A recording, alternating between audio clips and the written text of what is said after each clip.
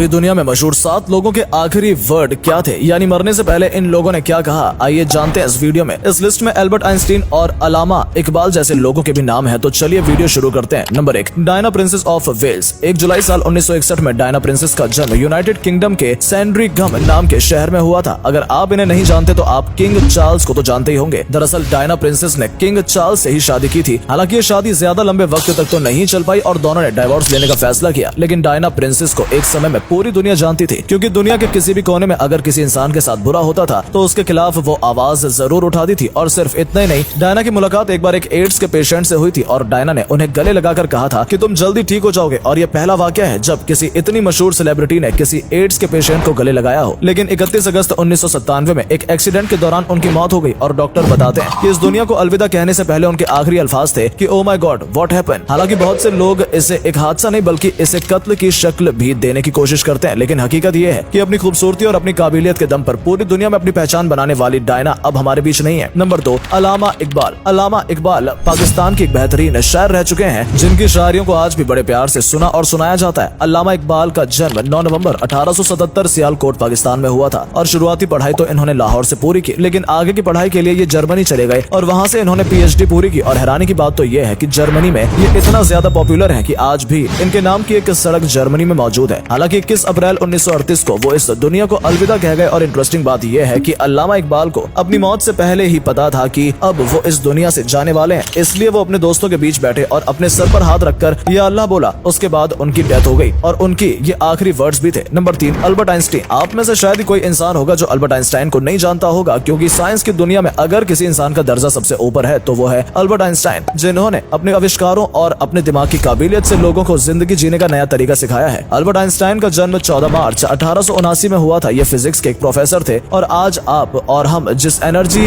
Valence formula को जानते हैं, ये फार्मूला भी अल्बर्ट आइंस्टाइन ने ही दिया था। और इतना ही नहीं बल्कि साल 1955 तक अल्बर्ट आइंस्टाइन ने जितनी भी बातें साइंस के बारे में कही थी वो आज सारी सच होती हुई नजर आ रही हैं। और इंटरेस्टिंग बात तो यह है कि अल्बर्ट आइंस्टाइन ने टाइम मशीन के बारे में भी बताया था कि एक समय में टाइम मशीन जैसी चीज भी बन सकेगी। लेकिन अब ये देखना होगा कि अभी उसमें और कितना टाइम जाने वाला है। लेकिन सोचने वाली बात यह भी है कि अल्बर्ट आइंस्टाइन जिनके पास इतना ज्यादा दिमाग था, उनकी मौत भी ब्रेन कैंसर की वजह से हुई। और उनके आखिरी वर्ड्स थे, I want to go when I wanted. It is a tasteless to prolong life artificial. I have done my share. It is time to go. I will do it elegantly. इसका ये मतलब था कि अब मेरे जाने का वक्त आ चुका है और मैं जो कुछ भी करना चाहता था वो सब कुछ कर चुका हूँ। नंबर 4, सद्दाम हुसैन। सद्दाम हुसैन एक ऐसी शख्सियत रह चुकी है जिनके दोस्त तो बहुत थे, लेकिन उनके दुश्मन भी कोई कम नहीं थे। हालांकि जब वो इराक की पॉलिटिक्स में इन्वॉल्व थे तो उन्हें दुनिया के सबसे ताकतवर लोगों में गिना जाता था, क्योंकि उन्होंने अपने करियर में कई जंगें लड़ी और उन जंग में उन्हें जीत भी हासिल हुई। लेकिन जब अमेरिका के ऊपर 9/11 का हमला हुआ, उसके बाद अमेरिका तिलमिला उठा, जिसके बाद इसने इराक और ईरान जैसे कई देशों के ऊपर हमला करना शुरू कर दिया। और वहीं अमेरिका को कभी सद्दाम हुसैन का दोस्त बताया करता था, उसी ने सद्दाम हुसैन के ऊपर हमला किया। और हमले के बाद जब सद्दाम हुसैन गायब हो गए तो कई सालों तक उन्हें ढूंढने के बाद आखिरकार अमेरिकी गवर्नमेंट ने सद्दाम हुसैन को पकड़कर इराक की गवर्नमेंट के हवाले कर दिया, जहां उनके ऊपर कई सालों तक मुकदमा चला और उसके बाद उन्हें सजाए मौत सुना दी गई। उनके आखिरी वक्त में जो लोग उनके साथ थे उन्होंने बताया कि उन्होंने मरने से पहले अल्लाहू अकबर, मुस्लिम उम्मा will be victorious and Palestine is Arab कहा था। इसको हिंदी में ट्रांसलेट करें तो इसका मतलब होता है कि अल्लाहू अकबर, एक दिन फिलिस्तीन आजाद जरूर होगा। Number 5, Steve jobs. 24 फरवरी 1955 में स्टीव जॉब का जन्म कैलिफोर्निया में हुआ था। इन्होंने अपने कॉलेज की पढ़ाई रीड कॉलेज में पूरी की और कॉलेज के दिनों में ही उन्हें अपनी काबिलियत का अंदाजा लग गया था, इसलिए उन्होंने अपनी पढ़ाई छोड़कर उस जमाने की मशहूर वीडियो गेम कंपनी अटारी को ज्वाइन कर लिया था और वहाँ काम करने लगे थे। और उसके साथ साथ अपने घर के गैराज में ही उन्होंने कंप्यूटर बनाने की शुरुआत की, जिसे आज आप और हम कंप्यूटर, एप्पल कंप्यूटर के नाम से जानते हैं। और ऐसे ही धीरे धीरे करके उन्होंने बहुत कम वक्त में कामयाबी हासिल की और फिर साल 2007 में उन्होंने दुनिया का पहला स्मार्टफोन आईफोन लॉन्च किया। और तब से लेकर आज तक आईफोन की पॉपुलैरिटी कितनी है ये हमें आपको बताने की जरूरत नहीं है, आप अच्छे से जानते ही होंगे। लेकिन अचानक स्टीव जॉब्स के गॉल ब्लैडर में कैंसर हो गया, जिसकी वजह से उनकी मौत हो गई। और बताया जाता है कि जाने से पहले वो बहुत खुश नजर आ रहे थे और उनके मुंह से ओ वाओ ही निकला था। और इसके पीछे क्या वजह थी इसके बारे में कुछ कहा नहीं जा सकता। नंबर 6, बेनजीर भुट्टो। हो सकता है आप में से बहुत लोगों ने ये नाम पहले सुना हो, क्योंकि बेनजीर भुट्टो पाकिस्तान की सबसे काबिल प्रधानमंत्री मानी जाती हैं। और सिर्फ पाकिस्तान ही नहीं, बेनजीर भुट्टो पहली ऐसी महिला थी जो किसी मुस्लिम देश की प्रधानमंत्री बनी थी। 21 जून साल 1953 में इनका जन्म कराची के अंदर हुआ था और दुनिया के सबसे मशहूर यूनिवर्सिटी ऑक्सफोर्ड और हार्वर्ड यूनिवर्सिटी से उन्होंने अपनी पढ़ाई पूरी की थी। और क्योंकि उनका फैमिली बैकग्राउंड भी पॉलिटिक्स से ही था तो बेनजीर भुट्टो को शुरुआत से ही राजनीति के दांव पेच के बारे में समझ थी। और फिर पाकिस्तान में 1990 से लेकर 1999 का एक ऐसा दौर आया जब बेनजीर भुट्टो लगातार वहाँ की प्रधानमंत्री चुनी गई। इससे आप समझ सकते हैं कि पाकिस्तान के लोग उन्हें कितना ज्यादा पसंद करते करते थे, लेकिन कुछ लोग ऐसे भी थे जो बेनजीर भुट्टो की पार्टी के खिलाफ थे और इस वजह से वो चाहते थे कि बस किसी तरह से बेनजीर भुट्टो को इस पार्टी से बाहर निकाल दिया जाए, जिसकी वजह से 27 दिसंबर 2007 को पाकिस्तान के रावलपिंडी में जब वो भाषण दे रही थी, उसी दौरान गोली मारकर उनकी हत्या कर दी गई। और इंटरेस्टिंग बात यह है कि भाषण के दौरान उनके आखिरी अल्फाज ये थे कि जीते रहो Bhutto. Number 7, Muammar Gaddafi. Gaddafi हो सकता है आपने नाम ये पहले जरूर सुना हो, क्योंकि दुनिया के सबसे अमीर लोगों में इनकी कभी गिनती की जाती थी और ये लीबिया के प्रेसिडेंट भी रह चुके हैं। हालांकि 1970 से लेकर 2012 तक उन्होंने लीबिया की पॉलिटिक्स में काफी अहम योगदान दिया था, या फिर ये भी कह सकते हैं कि गद्दाफी कहीं ना कहीं